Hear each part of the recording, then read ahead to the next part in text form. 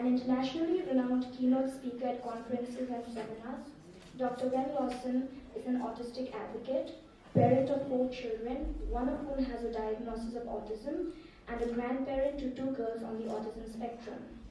Based in Australia, Dr. Lawson is a psychologist, researcher, and author of several books, including an autobiography.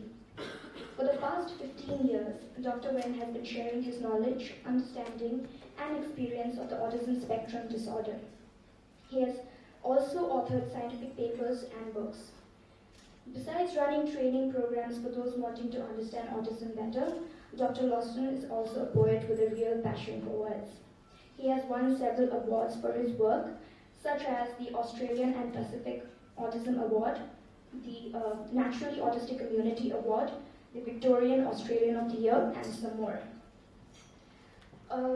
For those of you all who have attended a couple of other talks by Dr. Wenn Lawson, you would have heard him before and would have known about how passionate he is about his words. I think the last time Dr. Wenn Lawson spoke to us was about almost a year ago, and the beauty of it was such that he narrated his journey to us, and the beauty of it was such that we almost felt we were walking along with him. It is such an honor to have you here, sir.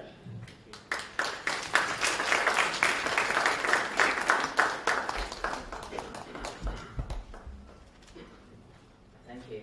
It's a bit special to be here as well. This is a talk that is relatively new. I've been exploring why young people on the autism spectrum find it difficult to appreciate when things change, and why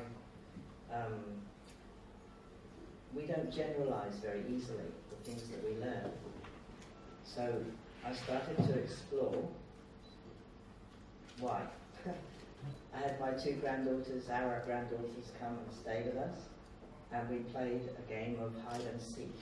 Do you know this game? Yes. Yeah? And the 6-year-old would stand, "I'm hiding." She has autism. And we say, "Holly, we can see you." "Yes, but I'm hiding." "No, hiding is when we can't see you." And so she would go behind the cupboard or something and look for us. "We can still see you."